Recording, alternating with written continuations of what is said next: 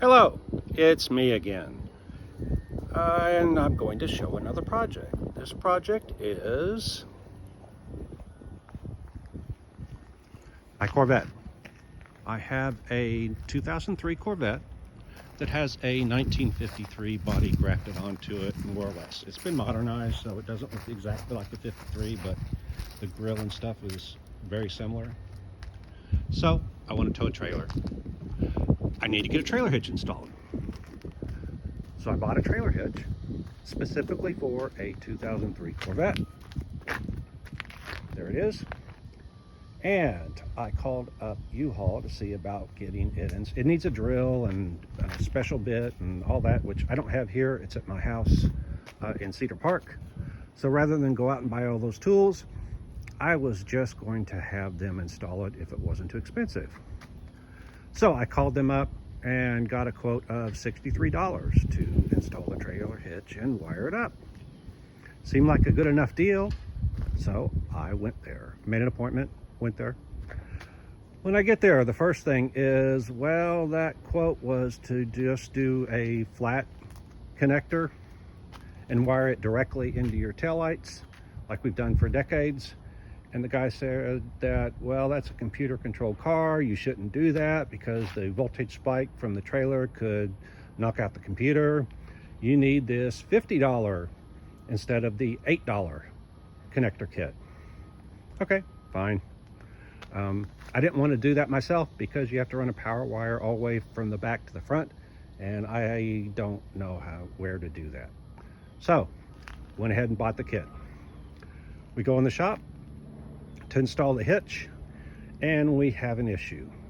The way they do it is they back the car up these ramps that are about 2 feet tall. All right. The problem is that the front of this car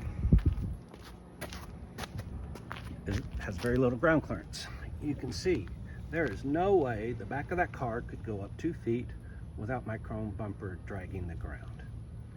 The other thing is there's a spoiler underneath there, if you can see it, and I guarantee you that spoiler would be gone by the time we back that thing up the ramp. So they refused to do the work. That left me with no choice but to do it myself. So luckily I've forgotten about this.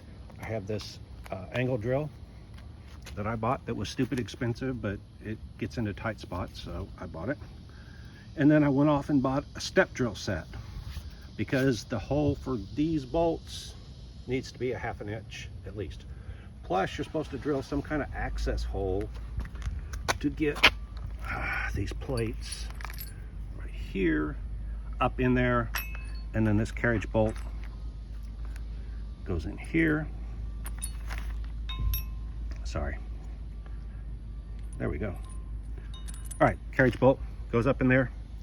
This funny looking wire thing right here that has what looks like a spring, what you do is run this wire through the holes and you screw the bolt in, put the piece of metal on there, screw the bolt in, and then you run this through the access hole big enough for this piece to go through that you have to drill.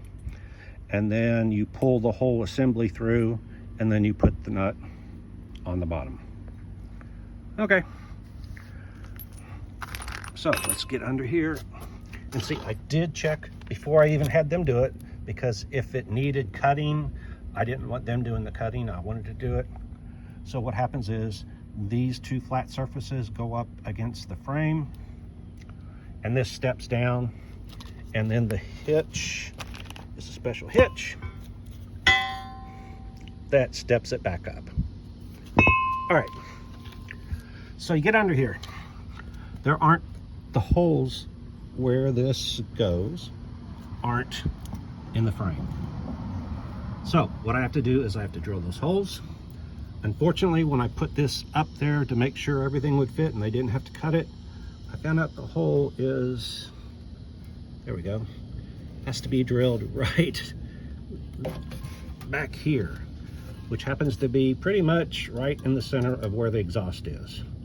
So I have to drop the exhaust. Once I drop the exhaust, I drill all these holes, put the bolts in, make sure this is centered, mark the holes, drill.